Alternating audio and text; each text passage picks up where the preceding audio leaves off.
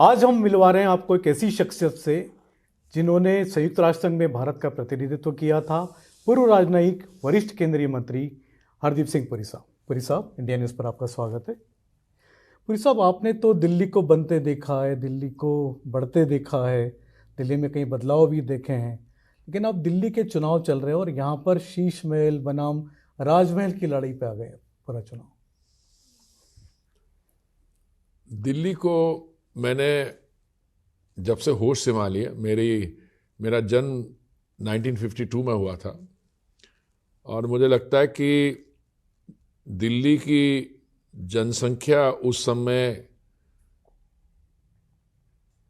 8 करोड़ से बढ़कर कोई 20-22, अब 8 लाख से बढ़कर कोई 20-22 लाख हुई थी, क्योंकि रेफ्यूजीज हमारे परिवार जैसे लोग वेस्ट पाकिस्तान से आए थे।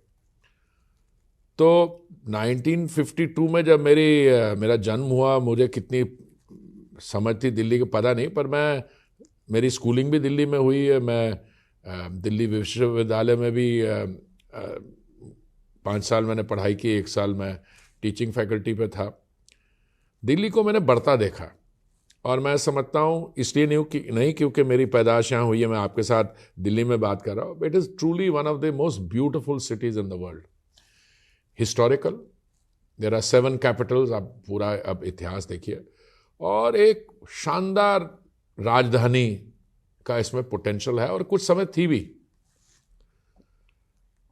2 चीज़ें हुई है, एक तो डेमोग्राफिक शिफ्ट्स जो हुई है, और वो तो होना ही था, और डेमोग्राफिक शिफ्ट्स के कारण लोग रूरल ग्रामीण क्षेत्रों से लेकर लोग शहरी क्षेत्र में आए, Tier 2 और Tier 3 सिटी से दिल्ली में आए, और फिर कहते हैं हम लोग ये बेचारे गरीब लोग। अरे भाई, वो बेचारे लोग गरीब नहीं हैं, हमारी नीतियां बड़ी ठीक नहीं थी। 2014 के पहले हमारी नीतियां जो थी वो क्या कहूँ मैं, घटिया थी। आपको अगर डेमोग्राफिक शिफ्ट होने वाला है, क्योंकि पर कैपिटा इनकम दिल्ली में ज़्यादा है, जीडीपी दिल्ली ज़्यादा प्रोड्यूस करेगी, तो दिल्ली में लोग आएंगे। सिर्फ दिल्ली नहीं, मुंबई में भी यही हुआ। तो क्या हुआ कि कुछ तो मोदी जी ने 2014 में आने के बाद ये अर्बन इश्यूज को सॉल्व किया, पर साथ साथ दिल्ली की बदकिस्मती ये है कि जो केजरीवाल जी जो आए हैं, इन्होंने जो कहा था वो किया नहीं, और जो किया उससे दिल्ली की स्थिति और ख़राब हो गई। तो मैं दिल्ली के बारे में जब बात होती है, मुझे तो चिंता एक तरफ, मुझे दुख होता है। आज मैं रजौरी गार्डन में था। रजौरी गार्डन एक आप मान के चलिए पंजाबी एरिया है, वाइब्रेंट इकोनॉमिक एरिया, और क्या हालत केजरीवाल जी ने कर रखी है वहाँ पे। तो ये 3-4 चीज़ें हैं जो मैं आपको मोटी मोटी आपके साथ शेयर कर लूँ।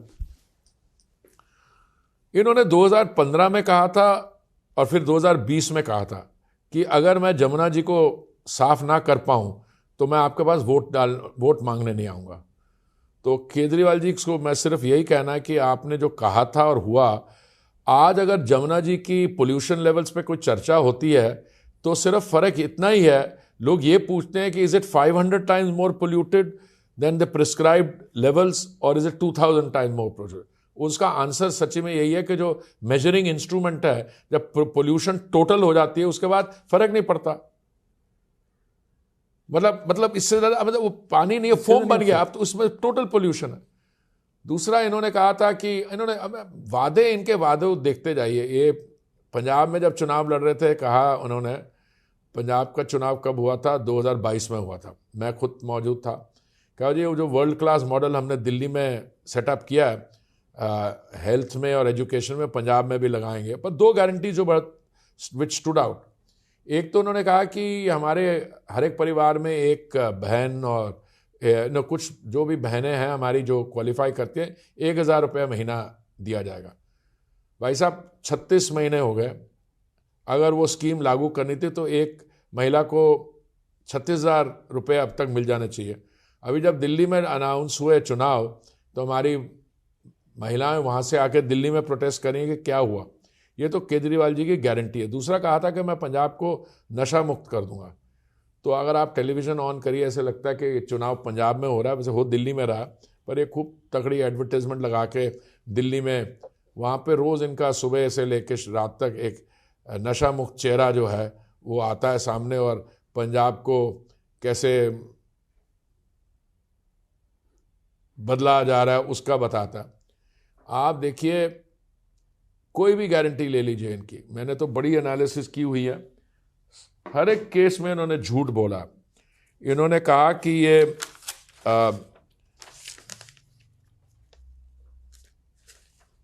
लो कॉस्ट इलेक्ट्रिसिटी प्रोवाइड करेंगे। 70% तो दिल्ली की पॉपुलेशन है, उनका बिल 2,000 रुपये से ज़्यादा आता है। और मतलब आप अपने ही बिल देख लीजिए, पिछले 10 साल में क्या हुआ, बिल बढ़ता जाता है।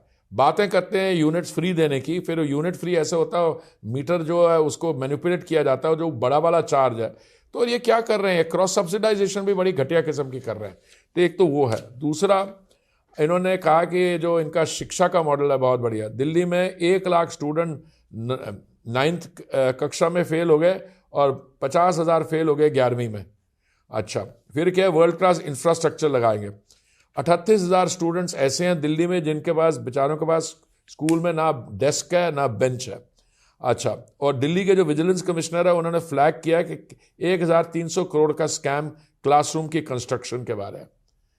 तो इनकी जो सारी स्कीम जिस तरह से इन्होंने कहा, इन्होंने एक अनाउंस किया था 2015 में के बाद, और शायद 2019 के चुनाव के समय इन्होंने लॉन्च किया था, 20 के चुनाव के समय, कि ये 100 जो हमारे स्टूडेंट्स हैं दलित वर्ग के, उनको बाहर मेरिटोरियस स्कॉलरशिप दे रहे। अभी आरटीआई किया, हमारे एक कोलीग हैं हरीश खुराना जो इलेक्शन भी लड़ रहे हैं, उन्होंने आरटीआई की एप्लीकेशन फाली सबमिट की। उसका जवाब में है टोटल अभी तक 5 स्टूडेंट्स 2020 में योजना बनी और 2024 तक सिर्फ 5 को दी गई। तो ये क्या मतलब है, और लोग नहीं लेते स्कॉलरशिप? ये बात कुछ करते हैं।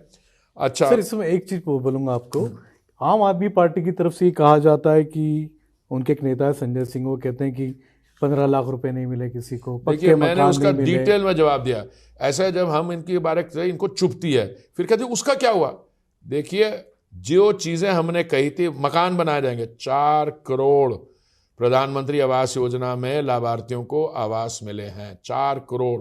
और माननीय मोदी जी ने ये कहा 2024 के चुनाव में 3 करोड़ और बना रहे हैं। ठीक है, तो हमने जो कहा हमने तो करके दिखाया। ये तो कहते हैं अरे ये कर, जो चीजें हमने कही हैं हमने की। अब हमारे में और इनमें एक बड़ा बेसिक डिफरेंस है। हमारा आप घोषणा पत्र या मैनिफेस्टो जो है 2015 का भी निकाल लो, 2020 का भी निकाल लो, जो जब भी चुनाव है 14 का, 2014 और 2019 का, जो चीजें हमारी सेंट्रल बीजेपी ने कही सब टिक ऑफ हुई है। कोई एक चीज नहीं, एक वो यूसीसी शायद रह गया, वो तो या कुछ और जो इश्यूज आए हमने सारे करके दिखाए। और तीसरी बात जो सबसे मेरे को लगता है, आपकी शुरुआत हुई थी भ्रष्टाचार के खिलाफ, एक आंदोलन था। आप वहां पे मंच पे बैठे थे अन्ना हजारे जी के लिए। मैं तो हाथ जोड़ के अन्ना हजारे जी को कहूंगा, ये इस व्यक्ति को जिसको आपने मंच पे बिठाया था, आप खुद ही कह रहे हैं कि ये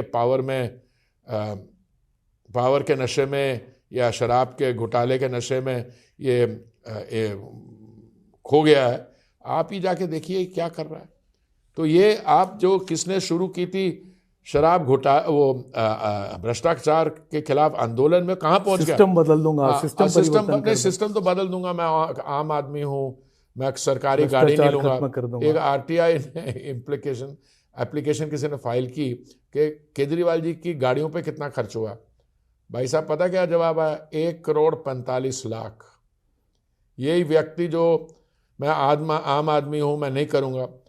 अच्छा, ये कहते हैं हर एक चीज कोई पूछो कि आपने नहीं कही, नहीं हुआ एलजी साहब हमें करने नहीं देते, इसको तो comedian of the year award मिलेगा। बिल्कुल सीधे तरीके से रोनी शक्ल में, भाई साहब मैं क्या करूं, मैं तो करना चाहता हूं, वो एलजी साहब नहीं करे। अरे मेरे अंकल, वो महामारी के दौरान वो एलजी साहब आपको शीश महल बनाना नहीं रोक पाए। उस बिल्डिंग पुरानी की डेमोलिशन और नई की अप्रूवल 1 दिन में हुई है। Construction cost gone up by 343%। और कितने की वहां पे क्या, मेरे पास कुछ लिस्ट है, अगर आप टीवी कंसोल है 20-30, 200 लाख का भी। मिनी बार है 4.4 लाख की। अरे यार, तो आप तो शराब के खिलाफ होने पर घोटाला किया था शायद उसमें से। L shape sofa 6.4 lakh, treadmill and gym equipment 18.5 lakh, kitchen equipment 40 lakh, silk carpet 16,27,690, round dining, sir ये सब चीजें बाहर है। और क्या हुआ इन्होंने, इनिशियल एस्टिमेट था 7.9 करोड़ कंस्ट्रक्शन का, टोटल एस्टिमेट जो बढ़ा है 342%। क्यों किसी कंसल्टिंग फर्म को सिलेक्ट किया वो बताया नहीं। Built up area increase 15,000 square foot से 20,500 स्क्वायर फीट कर दिया। एक व्यक्ति का एक बड़ा आरोप आप पर यह भी लगा रहे हैं अरविंद केजरीवाल कि बीजेपी फर्जी लोगों के नाम मतदाता सूची में जुड़वा रही है और लोगों के नाम भी कटवा रही है, जो उनके वोटर उनके नाम कटवा रहे हैं। ऐसा है, अगर आप इलीगल इन्फिल्ट्रेटर लाओगे किसी बगल वाले देश से तो हम कटवाएंगे नहीं तो और क्या करेंगे, उनको जुड़वाएंगे। पहली बात तो ये, पहले तो कह रहे थे हम ला रहे हैं। आपके लिए तो ये भी कहा कि रोहिंग्याओं के लिए आपके पास डेटा आपको गिरफ्तार करना चाहिए, आपको गिरफ्तार करने की बात। उसके बाद उसने स्टेटमेंट नहीं की क्योंकि मैंने उसके बाद उनको बयान देना शुरू कर दिया। ऐसा है, आपको लगता है कोई रोहिंग्या मेरे लिए आके वोट करेगा या मेरी पार्टी के लिए वोट करेगा? नो, बालक बुद्धि वाले भी लोग हैं, पर ये तो जरा चतुर टाइप है। अच्छा, उसको ये पूछो कि आप ये बताइए कि आप ही का वो जो एमएलए है, क्या नाम है उसका, अमानतुल्ला, जब उसने कहा क्लिप पे कि 10,000 रुपया लेके हम एक इन्फिल्ट्रेटर को लाते हैं, फिर 5,000 लेते हैं, उसका आधार कार्ड बनवाते हैं, फिर उसको आवास दिलवाते हैं, आपने उसको कॉन्ट्रडिक्ट क्यों नहीं किया? आपने कॉन्ट्रडिक्ट, पिछले कुछ दिनों पहले 2 इनके विधायक शायद पकड़े गए, कोई महेंद्र गोयल है, उसके वो उनको सेट, अरे भाई आप, ये तो आपके लोग हैं, समझे ना? जो चीज ये कह रहे हैं, कुछ साल पहले किसी ने होम मिनिस्ट्री की स्टेटमेंट क्लैरिफिकेशन की है, ये पकड़े गए झूठ में, तभी इनका रोज जो फ्रस्ट्रेशन लेवल है वो बढ़ता जा रहा है। नंबर 1। नंबर 2, जो हमारे खिलाफ हमारे लोगों के, अरे देखिए, आप शिफ्ट करते हैं, मान लो आप साउथ दिल्ली में रहते हैं, कल आप सरकार में आ जाते हैं, कई लटियन, तो आपके वोटर तो चेंज होंगे ना, आपके डोमेस्टिक स्टाफ में कौन आएगा? कोई ऐड होंगे, कोई ड्रॉप होंगे। अब मैं जब रहता था अपने प्राइवेट घर में, जो मेरे साथ लोग थे वहां तो रह नहीं रहे, उनके वोटर तो डिप से ड्रॉप। 2 चीजों को मिक्स किसको कर रहे हैं? Illegal infiltrator with people on your domestic staff, उसका स्केल में अलग अलग देखिए। तो ये केजरीवाल जी जरा अपने झूठ के जाल में थोड़े लपेट में आ गए हैं, इसलिए उनको थोड़ी फ्रस्ट्रेशन लेवल बढ़ रही है। सर, एक झुग्गी बस्तियों को लेकर के विवाद चल रहा है। अरविंद केजरीवाल कह रहे हैं कि अगर भारत सरकार, मोदी सरकार अगर झुग्गी वालों को पक्के मकान देगी तो चुनाव ही नहीं लड़ेंगे। इसका बहुत बार जवाब दिया। पहली बात तो कभी हमने नहीं कहा, जैसे ये कहता है अगर बीजेपी आ गई तो बीजेपी का सीएम फेस ये होगा। अरे भाई, तूने ठेका लग रखा है बीजेपी का? आज तक तुम्हें पता है बीजेपी प्रवेश शर्मा के नाम आपको पता है कौन सी स्टेट में, पिछले कितने स्टेट्स में हम चुनाव जीते हैं? राजस्थान में, मध्य प्रदेश में। किसी को आइडिया था वहां पे चीफ मिनिस्टर कौन बनेगा? या अभी क्या करेगी, हम डिक्लेयर करेंगे नहीं करेंगे? तो बीजेपी का ये निर्णय तो बीजेपी को लेना। देखिए, हमने कभी नहीं कहा कि अगर हम चुनाव में आ गए तो हम ये इनफॉर्मल सेटलमेंट, जिसको आप स्लम्स कहते हैं, उनको हटा देंगे। हम दूसरा कह रहे हैं, हम कह रहे हैं जैसे कालका जी में 3,200 इनफॉर्मल सेटलमेंट या स्लम में रहने वाले लोगों को हमने पक्का आवास दिया है कालका जी में 2020 के चुनाव के पहले। अभी जेलर वाला बाग में दिया, जैसे कठपुतली कॉलोनी बनी है। तो ये तो बात का पतंगड़ बना रहे हैं और तभी इनको कोई सीरियसली ले नहीं रहा। इनको रोज सुबह जहाँ उठ के अपना जो शूट एंड स्कूट पॉलिटिक्स होती है, इनका नैरेटिव चेंज करना पड़ता है क्योंकि पकड़े जाते हैं। सर, एक सवाल इस पे था कि अरविंद केजरीवाल कह रहे हैं कि उन्होंने देश पे एक नया नैरेटिव दिया है, एजेंडा दिया, सभी पॉलिटिकल पार्टीज को फॉलो कर रही है, इंक्लूडिंग बीजेपी। बीजेपी उनको कॉपी करती है, जिस तरह से वो फ्री पानी, फ्री बिजली देने की बात करते हैं, महिलाओं को पैसे देने की बात करते हैं। तो महिलाओं को पैसा कहाँ दिया? लाडली बहना क्या बीजेपी उनको देख के? सुनिए, उनमें और हमें बहुत फर्क है। We are a party in power. We are the largest political party in India, largest political party in the world. We are in office. हम जो कहते हैं और करके दिखाते हैं उसके लिए बजटरी प्रोविजनिंग करते हैं।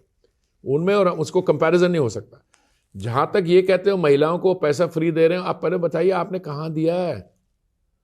पंजाब में कहा था, वो तो 36 महीने हो गए, अभी तक तो दिया नहीं। पहली बार नशा मुक्ति दी है, वो नशा मुक्त एक चेहरा दे दिया हमें। अब कितना वो नशा मुक्त, मैं उसमें क्यों पढ़ूं, मेरे को टिप्पणी करनी ठीक नहीं होगी। देखिए, चाहे वो वर्ल्ड क्लास एजुकेशन हो या वर्ल्ड क्लास हेल्थ फैसिलिटीज, जब महामारी का सामना करना पड़ा, कोलैप्स हो गई, कोलैप्स हो गया सिस्टम।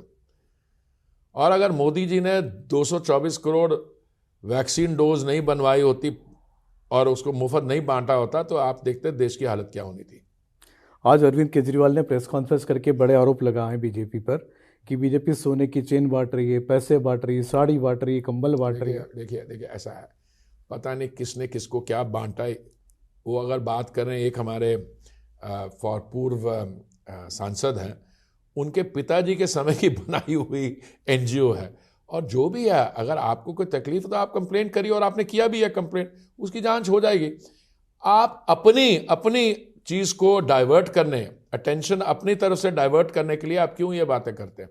वो हमारी बहन है, क्या नाम है, आतिशी, उसने क्या किया है, मेरे को क्राउड फंडिंग चाहिए, मेरे को पैसा चाहिए। अरे भाई, मैंने नहीं, भारतीय जनता पार्टी के किसी कार्यकर्ता नहीं, संदीप दीक्षित जी ने कहा है कि हर एक कंस्टिट्यूएंसी में वॉलंटियर काम कर रहे हैं, हर एक वॉलंटियर को ये 500 रुपया दिन का दे रहे हैं। ठीक है, कितने करोड़, उन्होंने बोला कोई 5 करोड़ तो वही खर्चा होगा एक कंस्टिट्यूएंसी। तो ये कौन बांट रहा है और कौन क्या कर रहा है, छोड़ दीजिए इसको।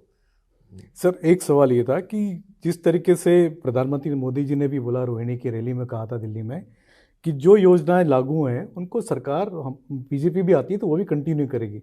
तो क्या बीजेपी भी फ्री पानी, फ्री बिजली, या महिलाओं को जो 21 रुपए देने की, देखिए, मैं आपसे सिर्फ ये रिक्वेस्ट करूंगा, 2-3 दिन रुक जाइए, बीजेपी का मैनिफेस्टो आने दिए। ये मेरे लिए स्पेक्यूलेट करना कि मैनिफेस्टो में क्या, उसमें बहुत हमारे यहाँ, हम जो कहते हैं सीरियस करते हैं करके। कोई भी हमारा मैनिफेस्टो पकड़ लिए, कहीं भी हमने जो कहा हमने उसको कर दिखाया, इसलिए आप 2-3 दिन रुक जाइए। सर, राहुल गांधी भी अब चुनाव प्रचार में आ गए हैं। दिल्ली में कल उन्होंने रैली की है। आपको लगता है राहुल गांधी के आने से बीजेपी को भी कुछ फायदा होगा, कुछ वोट काटेंगे आम आदमी पार्टी के? तो देखिए, ऐसी बात नहीं है, अभी चुनाव की शुरुआत हुई है। राहुल गांधी जी अपनी कितनी एंटरटेनमेंट वैल्यू लाते हैं, क्या करते हैं, सीरियस करते हैं कि नहीं करते, अभी तो शायद कहीं विलायत से कहीं बाहर घूम के आए हैं, छुट्टी मना के। वो हर 6 महीने छुट्टी मनाते। वो क्या एनआरआई का कितना होता है, कितने महीने देश में रहना होता है और कितना बाहर, मुझे लगता है वो एनआरआई पॉलिटिशियन भी बन सकते हैं। तो ऐसे अभी तो कैंडिडेट डिक्लेयर नहीं हुए सारे, हमारा मैनिफेस्टो नहीं आया। जब वो एक बार आ जाएगा और 3-4 दिन कैंपेनिंग होगी, तो मैं आपको बता दूंगा कितनी सीट उनकी आने वाली है और कितनी हमारे आने वाली है। बीजेपी के पास एजेंडा नहीं है, ना मुख्यमंत्री पद का नेता है, चेहरा है। कौन कहता है एजेंडा नहीं? देश का एजेंडा, हमारा देश का एजेंडा है, हमारा जो विकास का काम हुआ है, और दिल्ली का मैनिफेस्टो आ जाएगा। जहां तक मुख्यमंत्री के चेहरा की बात है, वो हाईकमांड हमारा बीजेपी पार्टी डिसाइड करेगी कौन होगा। पर जो केजरीवाल सोचते हैं वो नहीं होंगे, और केजरीवाल के कहने पे भी नहीं। अगर होंगे भी वो, तो केजरीवाल के कहने पे से नहीं बनता हमारा सीएम। पुरी साहब, आपका बहुत बहुत धन्यवाद इंडिया न्यूज़ से बातचीत के लिए। ये थे केंद्रीय मंत्री हरदीप सिंह पुरी, जिनका कहना कि इस बार दिल्ली में बदलाव होगा, क्योंकि अरविंद केजरीवाल जो कहते हैं उन्होंने कभी अपनी बातों को पूरा नहीं किया।